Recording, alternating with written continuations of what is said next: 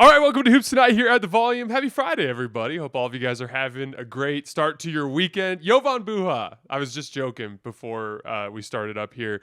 I've met Jovan and Adam Mares in the last couple of weeks in person for the first time. Jovan and I have worked together a lot over the last couple of years, but this is our first time meeting in person.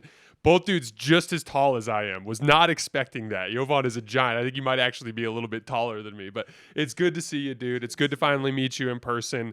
And this is one of those days where I'm very thankful for what we do for a living, because I'm reading the Ramona Shelburne and Brian Windhorst piece this morning, and I'm just progressively getting more and more irritated and annoyed.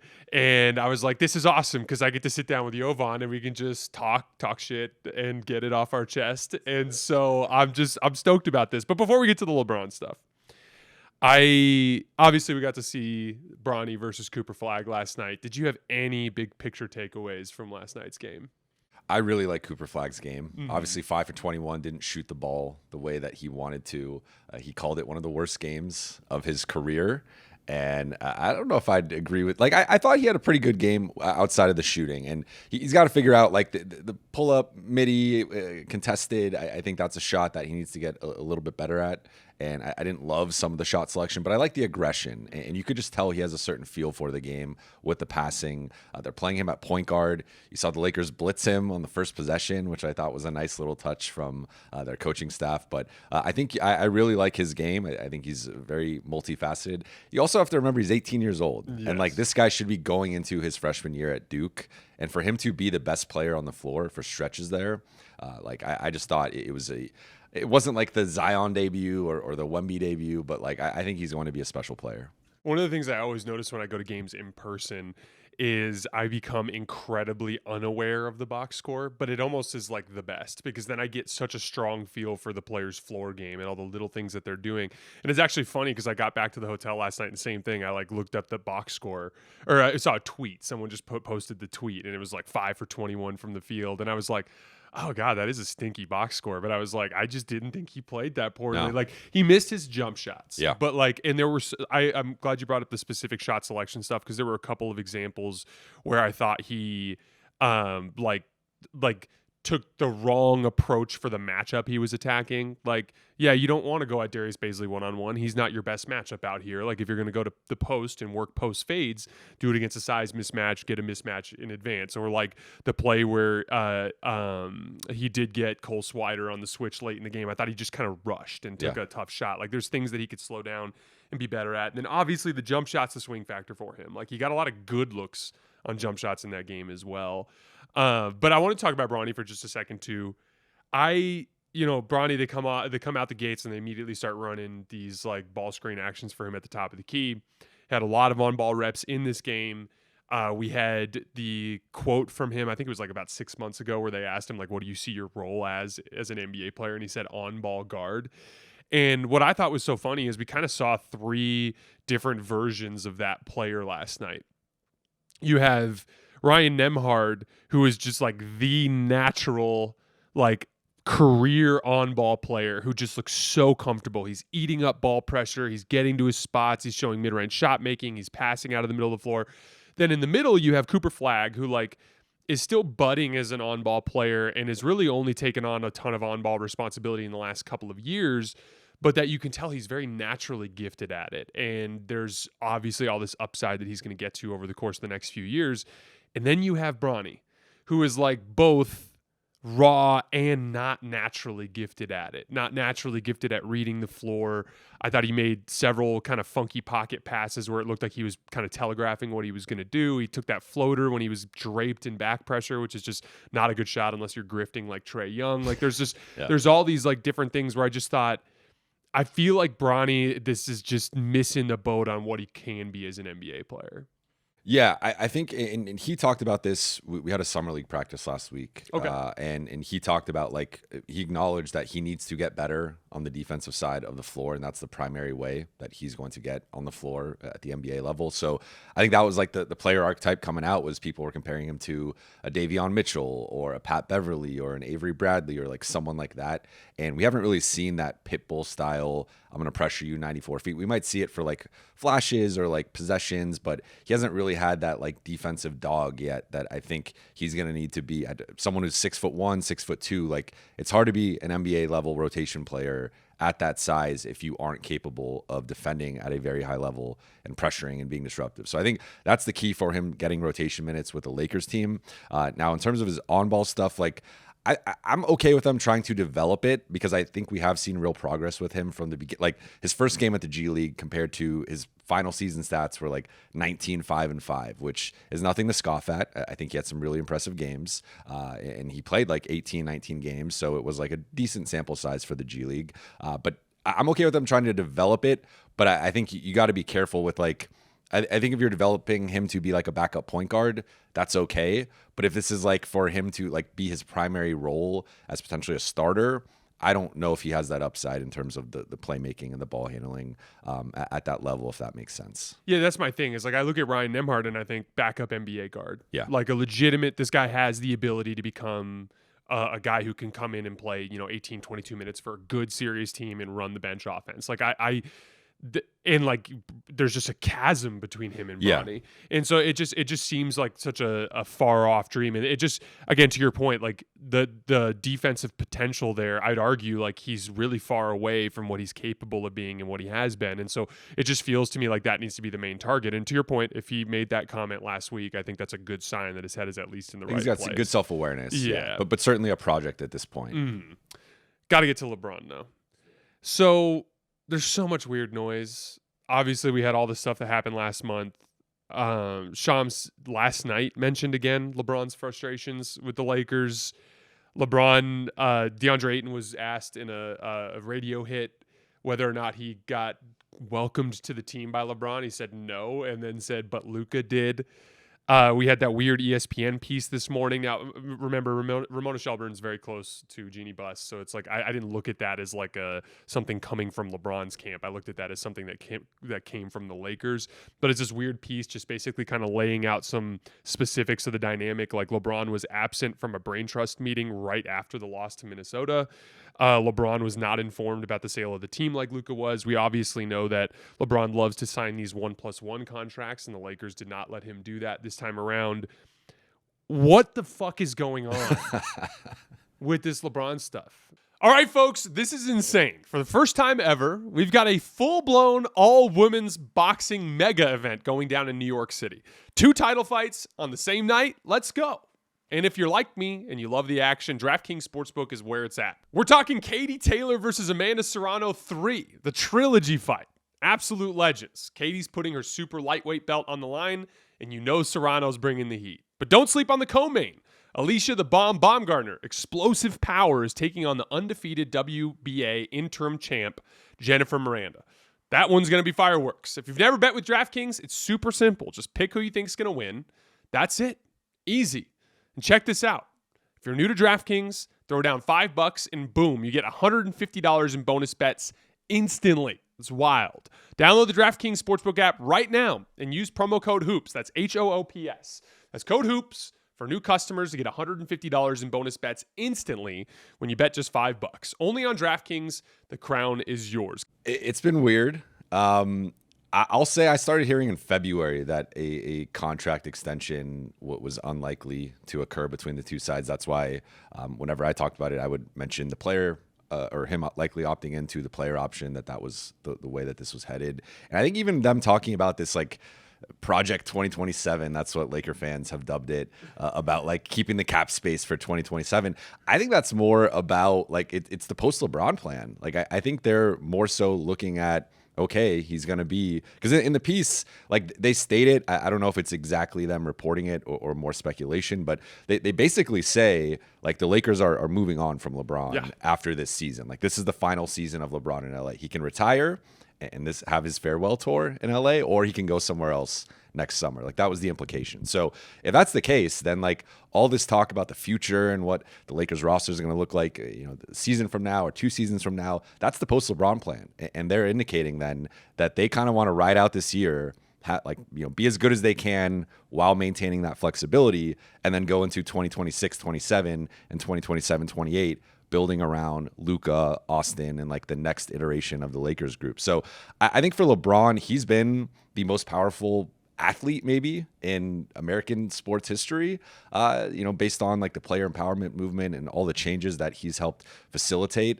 So for him to go from being like the center of the universe on every team he's ever been on, and always have the front office and ownership coming to him and, can you do a 1+1? Can you do a longer term deal? And now for the first time in his career, it's, we're not offering you this. Like that's gotta, he feels a certain type of way about it, and I don't blame him for that. And that's why I said on my show a few days ago that like they're not in the best place right now, and I think that's probably an understatement. But I get it from both sides, right? Because if you're the Lakers, you're trying to build around Luka, and if you go all in on this roster, it is going to hamstring you with what you can do in the future. But if you're LeBron, you're LeBron, and you're used to things in operating a certain way, and they're just not operating that way anymore.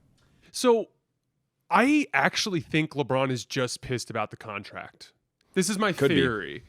Because, like, they're better. They got DeAndre Ayton. They are That's better. A substantial upgrade at the biggest weak spot in the roster from last year. They are, they lose Dorian Finney-Smith. Obviously, that had its, like the Dorian Finney-Smith thing, like I saw a lot of Laker fans get upset about it. I'm a little bit more in the middle ground there because you made that deal before Luka signed. You can't be like, oh, it's poor asset management. The entire trajectory of the franchise shifted after that deal. But like adding Jake LaRavia, adding DeAndre Ayton, I would argue the Lakers are a better basketball team today than they were last year. So LeBron probably has a certain amount of excitement there.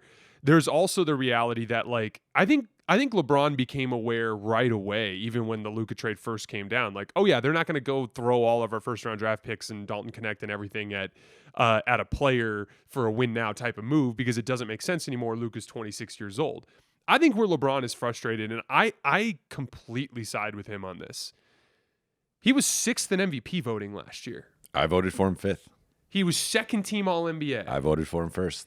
There was a stretch before he pulled his groin where he legitimately was playing at the level of the very best players in the league. He was playing incredible defense, was averaging as close to a 30-point triple-double on sky-high efficiency, was going on the road to good teams and picking them apart. LeBron was cooking. And yeah, was he a lesser player when he came back? He absolutely was. But he was still very, very good. In the postseason, I think he was like 25, 9, and 6 on 60% true shooting. He had a 37-point playoff game. Like, LeBron is still very much one of the second-tier stars in the NBA. I was joking in the elevator on the way up. Like, to me, if this was Karl Anthony Towns that was on the roster and he asked for a 1+1, is there any chance they turn him down? No, because of the timeline. He's a younger player. Karl Anthony Towns is not as good at basketball as LeBron James. He wasn't last year. He won't be next year. He probably won't be the year after. And like the thing that bothers me is like all LeBron is saying is I'm still one of the 12 to 13 best players in the NBA. And I will be this year. And even if there is some sort of decline in the following season, there are all sorts of players around the league making. James Harden just signed another 2-year, $80 million deal. Like, LeBron is just saying, pay me for the basketball player that I am. And I don't blame him for being upset about that. I think LeBron, if they had just given him the 1+1 that he wanted, would be sitting here going like, okay, cool, we got DeAndre Ayton. I can be here for potentially 2 additional years if I want to. We're set up if I come into the season and we kick ass, and we do a bunch of demonstration of what our upside is, maybe they'll be more aggressive and make a move at that point. I agree that they should be patient and try to find a guy that kind of fits a longer timeline with Luka. I just think he's upset about the contract, and I don't blame him for that. Like, do you think, let me just ask you this, did LeBron deserve a 1+1? I think so. I think you could argue from the Lakers' perspective that if we look at like what Raphael Stone has done with Houston, and he's negotiated very shrewdly, and he's gotten like below market deals, or he got Fred VanVleet to renegotiate at a much almost half of the rate of his team option that he had with Houston. I think like you could argue from just a pure negotiation standpoint, like not giving LeBron that option and being like, okay, let's just see if you can keep this up for one more year. And then next summer, if you're still worth it, we will give you that, we will re-sign you to another 1-year deal and give you another no trade clause or whatever. And so I get it. Prove from like, it again, LeBron. I know, kind of, but like, which for LeBron, it's like, I feel like he feels like he shouldn't have to because he's LeBron. And I think we could also talk about like the mismanagement of really the post Westbrook era of this roster and just of their assets and not going all in around LeBron or for LeBron and not really giving him a proper chance to win another championship. Like they've always had these half measures over the last few years and maintaining flexibility with roster spots or maintaining at least one first round pick and like being hesitant to really go for it with LeBron and AD. And then they finally get, they strike gold with Luka. And then immediately they go get Mark Williams, and that doesn't work out. But then now they're trying to kind of figure this plan out for Luka. So I also think that's like another part of it, which they call it microaggressions in the story, which I kind of like. Which it was like a timeline of like, this is all like because LeBron is used to being given the heads up on things, right? And I think there's the whole lead GM narrative out there, but like he's at least like that's typical NBA custom. You give your superstar a heads up, but he was not given a heads up with the Luka trade. He was not given a heads up with the sale, and so I think he just again kind of feels a certain way about this. Even on that front, like sit LeBron down at the restaurant and include him in your plans. Well, the restaurant thing is funny to me because for those who know LA, like Craig's is. If you want to be seen by paparazzi, and they lead with that in the story, but I'm like, I keep saying that on my show. I'm like, if you want to be photographed or like on TMZ, like go to Craig's and walk out the front door. Like that's a hot spot for that. So like they clearly, and you had Rob there with the binder, and it was like, and that was a few days after. So they were sending their message, like they've been sending a message since the Luka trade that we're moving on. I just look at it as like, I think LeBron still performs his contract. I think so too. I think there will come a point, probably, like it's very possible that in that second year, it starts to become a little bit more of a complicated conversation. But like, unless you have some means with which to replace his salary with players that are going to produce at a higher level than he does, it's literally at this point just about talent management. Yeah. And that's the part that I'm struggling with is like, I think LeBron is reasonable enough to understand why you couldn't, package the first and Dalton for a 30-year-old Andrew Wiggins. Like, I think LeBron gets that. LeBron's not unreasonable in that sense. I think his frustration centers around the fact that the Lakers are like legitimately showing him a level of disrespect that they did not show Kobe Bryant in a similar position at the tail end of his career when he was not performing up to his contract. And LeBron's like, literally, like, he's like, I was staring down the best players in the world last year and going toe-to-toe with them and playing at this super high level, and like I'm just not getting that level of respect. And so I don't blame him for having that frustration. A couple of quick questions, and then I want to look forward to the kind of the big picture of the team. First of all, if you had to pick right now, is LeBron a Laker next year?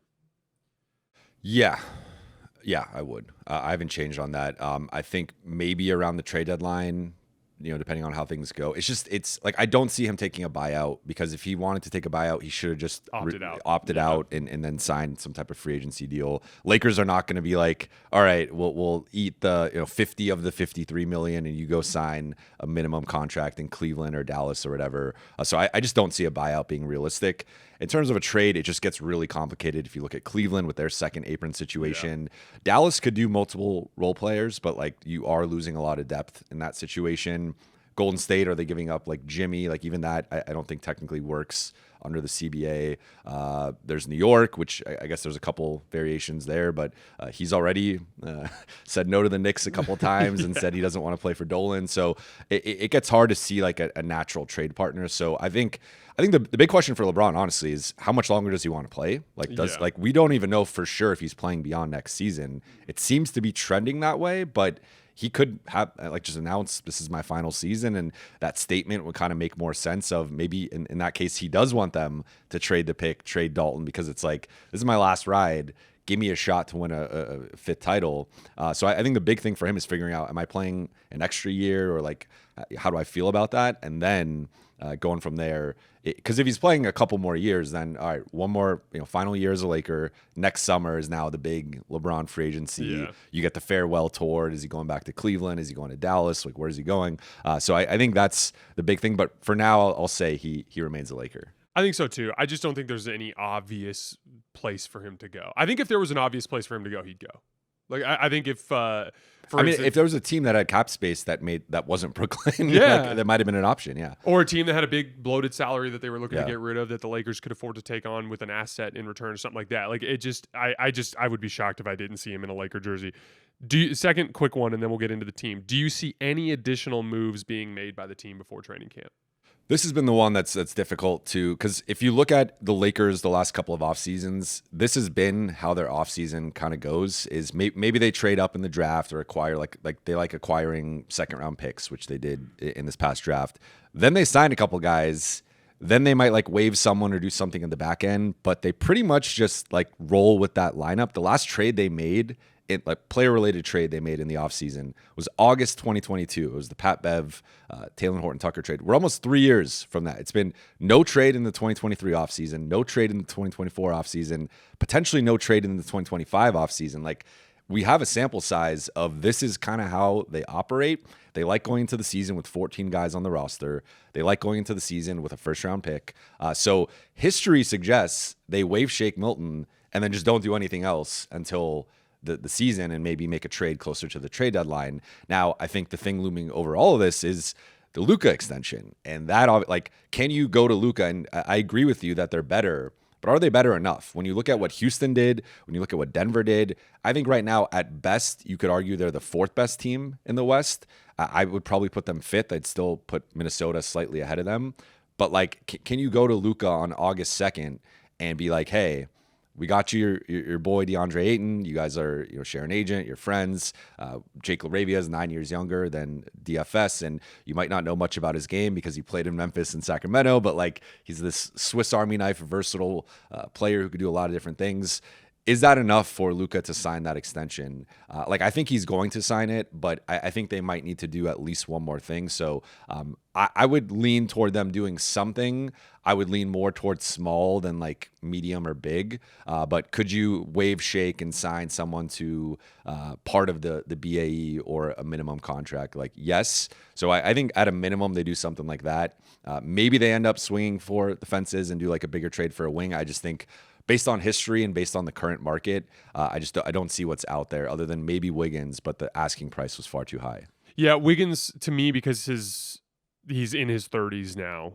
I think if the Lakers got Andrew Wiggins, they'd be in the top tier in the West. I agree. Because like Ayton, Wiggins, LeBron, that's the addition of Wiggins and Ayton just makes them so much more athletic in the starting lineup when they were just not athletic enough. Mm-hmm.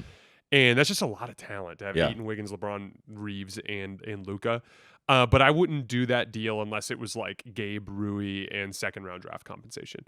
If they could do that, that's great. I agree with you. You want to bring a first into this season because I think that theoretical 20s, guy in their mid-20s that can start at the 2 or the 3 is a guy that is not available yet, but that can come available, and you want to pounce when he does. That could be a Aaron Nesmith. It could be a Herb Jones. It could be one of these younger wings that plays the 2 or the 3 that can defend multiple positions, drive closeouts, hit an open 3, that kind of stuff. I think that all is the type of player they should be waiting for to pounce on.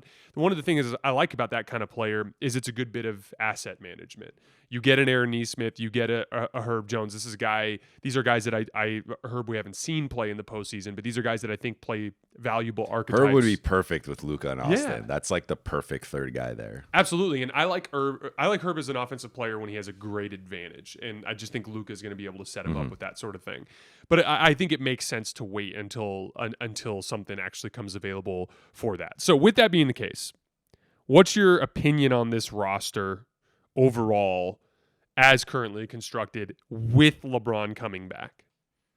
I think I'd put them fifth in the West. So I just did a mailbag that dropped today, and I got asked like how far can they go, and I said, I think the West to me is like a giant game of rock, paper, scissors, as we've seen over the last few years. So depending on the side of the bracket they're on, depending on the matchups, I could see a conference finals path. They could be a 2019 Blazers, 2023 Lakers, 2025 Wolves, where on paper they're not the second best team in the conference, but if they get the right matchups or injury luck or whatever, I could see them in the conference finals.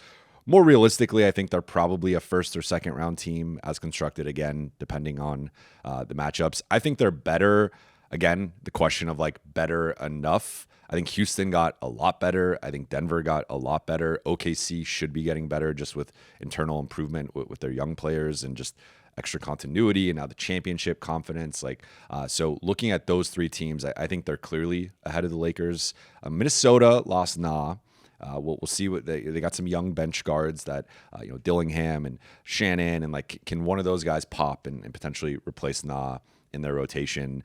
Then Golden State, I mean, they're a wild card right now. We don't know what's going on with the Kuminga situation. Then right now they're the favorites to land Al Horford and DeAnthony Melton. So if they could flip Kuminga into something and get Horford and Melton, like all of a sudden they're a more interesting team. The Clippers had a really nice offseason with the Collins trade and adding Brook Lopez and then re-signing James Harden. So like the West is just brutal. And we haven't even mentioned like San Antonio, Dallas, depending on when Kyrie comes back, like that they're, so right now I would put the Lakers fifth in the West. And that I'm more so mean like, if I was putting the odds to come out of the conference, I would put them fifth. I could see them being like third or fourth and having a similar season to last year where 50 plus wins, third seed, but like maybe they run into one of those other teams that's maybe a little lower.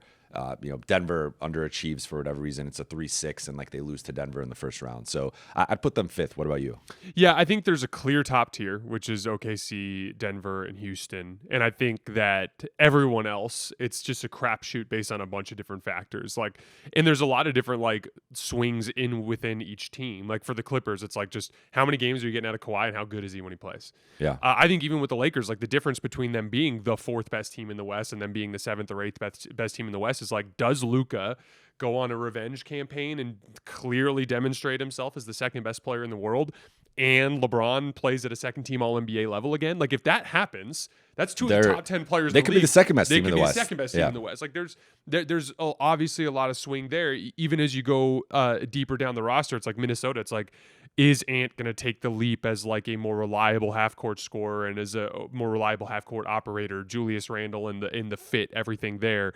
There's just so many different swings. Dallas health. Like if Anthony Davis is healthy and like plays at a top 10 level, and Cooper Flagg is a natural fit. You and I both know D'Angelo Russell has his issues, but he is a very good offensive player in the regular season on a team that like will very much benefit from what he brings to the table. What if Kyrie and they could Irving, support him with their defense and size and length, and like so it's a good situation for him. And what if Kyrie comes back in March and looks like Kyrie? All of a sudden, Dallas could be the third or fourth best team in the West. So like all of that to me is just wide open. And the if I look at the Lakers roster just like on a more granular level, they're just not athletic enough. That's the thing I keep coming back to as I look at the roster. It's like Luka, below average athlete, Austin, below average athlete. Right now, your starting three is Rui Hachimura for the position, average athlete. LeBron, slightly above average as a 40-year-old, maybe when he's engaged. Ayton, I think, is an above average athlete at his position, but he's got motor issues. You go down to the bench, and it's like Gabe Vincent's a good athlete, but he's very small. Jared Vanderbilt is a very laterally quick athlete, but he's had health issues in the past, and he's not a very good vertical athlete. Dalton Connect, to me, I'm like just generally lower on him than all Laker fans are. I'm with you. I straight up think he's years away from playing a serious role on a winning basketball team, like a serious role. The problem is he's 24. Yeah, this is what I'm saying. I just don't see it. Like I just don't see it with Dalton. And if I was the Lakers and I saw a team that had a value in that's Dalton, why I would do Rui and Dalton for Andrew Wiggins. You would? I know on paper that might seem like an overpay for some, but I think if that is like the lowest that Miami will go, I would do that personally. The only reason why I could see it as defensive, for the record, I would too, but that's because I want to win this year. but if I had to play devil's advocate there, what I would say is Wiggins is a depreciating asset. So like Yeah. I would be trying to pursue something for Dalton where I'm getting back a player that has more short-term and long-term utility. But I would personally do the deal just because I want to see what that team looks like. But yeah, I'm not as high on Dalton. And, as you just go down the roster, I just don't think they're athletic enough. Aduthiero, like I've heard that the medical with him is a little rough. He's got the knee injury right now Yeah. and not playing in summer league. And they just don't have the perimeter defense. Like if you, and this is sort of a subjective thing, but if you were like looking at all the top teams in the West and you were like, who are their 3 best defenders? The Lakers having Gabe Vincent and Jared Vanderbilt as 2 of their 3 best defenders compared to some of the, like, look at what Houston has, or look at what OKC has, or look at what Minnesota has. And like, it's just a different weight class entirely in terms of particularly perimeter defense. So I think that's the biggest reason for me for a potential Wiggins trade, or like they just need an athletic defender that can play 30 plus minutes a night. Because even Vando, I think we haven't, like, he's dealt with injuries. He had the double foot surgery last year or last summer.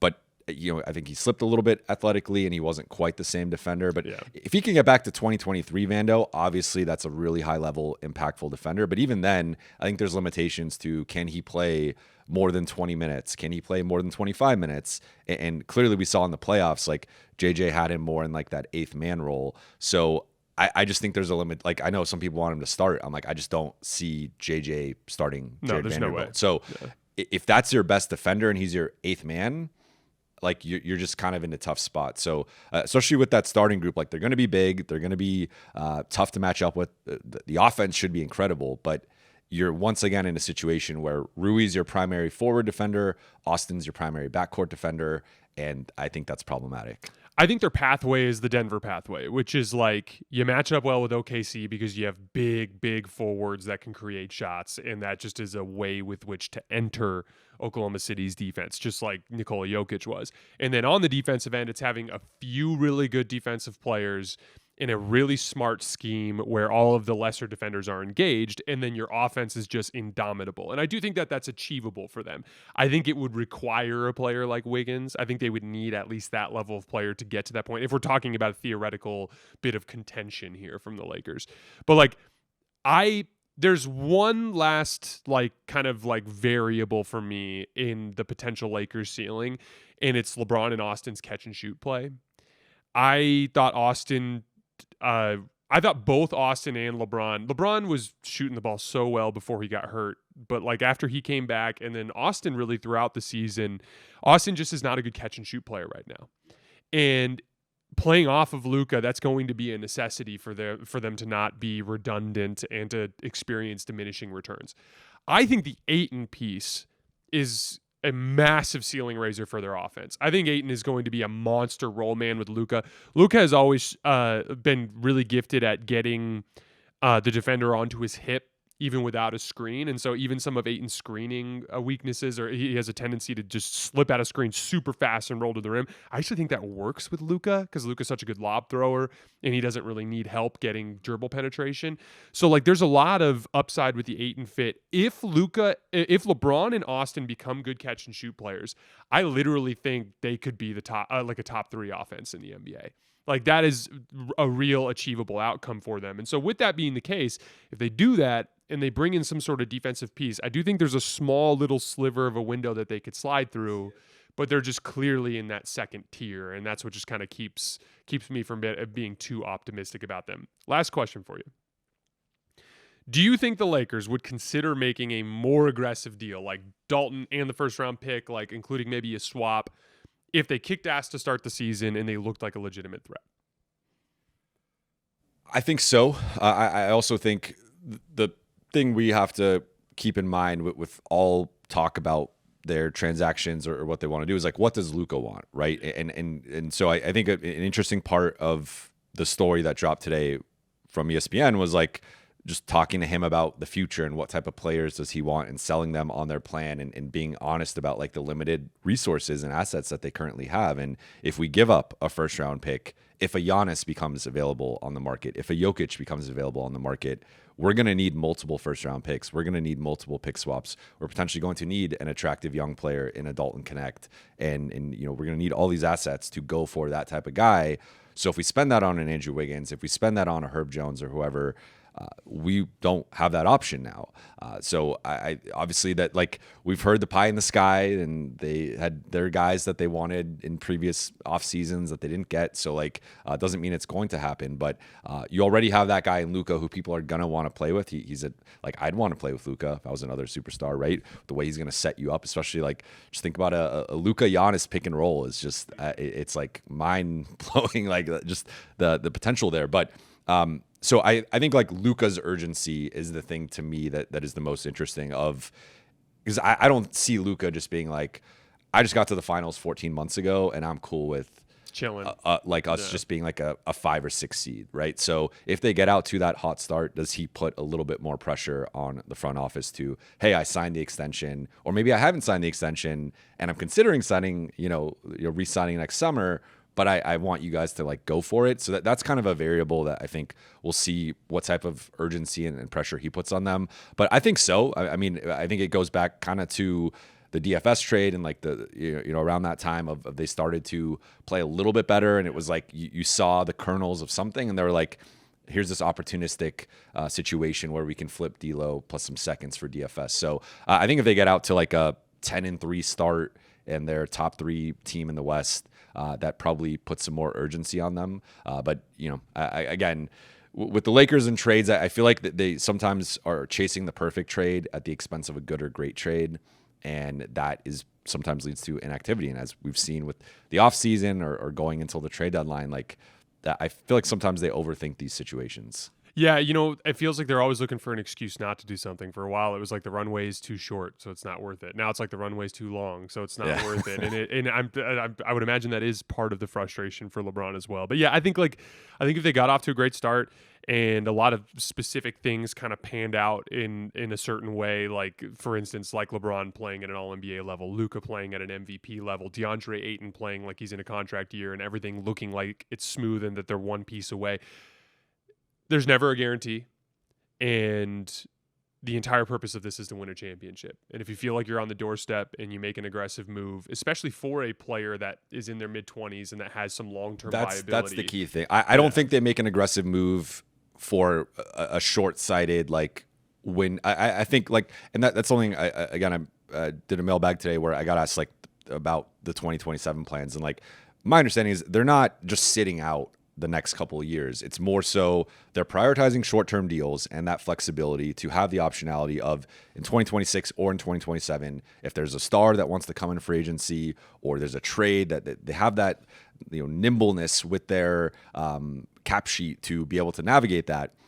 Now, if there is, like, I think a Herb Jones is an interesting one where he's someone who's now locked up with an extension, making $20+ million. And like, he does fit the Luka Austin timeline, would complement those guys really well. And I think would be worth the potential first round pick, Dalton, maybe like a swap or something like that. I think is something that would kind of fit that timeline. So I think for them, it's more about finding that player that's going to fit with the next iteration rather than being like, well, let's just find a player for this year and that's where Wiggins is depending on how you view him, is kind of like in that middle zone where you could right see it, but like he's probably more of a win now, like short-term player. Yeah, I view him the same way, especially with some of his like just talk to any Warriors fan about Andrew Wiggins and they'll be like 2022 was like this flash in a pan, But I mean, if I'm Milwaukee and I'm trading Giannis, I look at Herb Jones coming back in that deal as a legitimate asset. And that's kind of my point that I'm trying to make is like, I'm trying to say that even a draft pick in theory is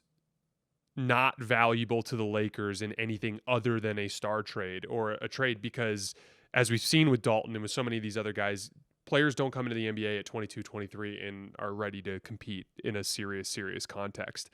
But if you can flip them into a young player that helps you in the short term, but that can also be a vehicle with which to achieve a star in the future, that's a pathway that makes sense to me. But Jovan, I really appreciate you making the trip over here today. I appreciate you. It's been awesome meeting you in person. We're having dinner tonight. I'm looking We forward to are. that. It's going to be fun. As always, we appreciate you guys for supporting us and supporting the show. Before we get out of here, shout out your work so everyone knows where to find your stuff. Yeah, check out Buha's Block on YouTube and Apple Podcasts, Spotify, your podcast platform of choice. Been living the independent life for the past month or so. Yeah, and brother. it's been fun. All right, guys. We will see you later tonight.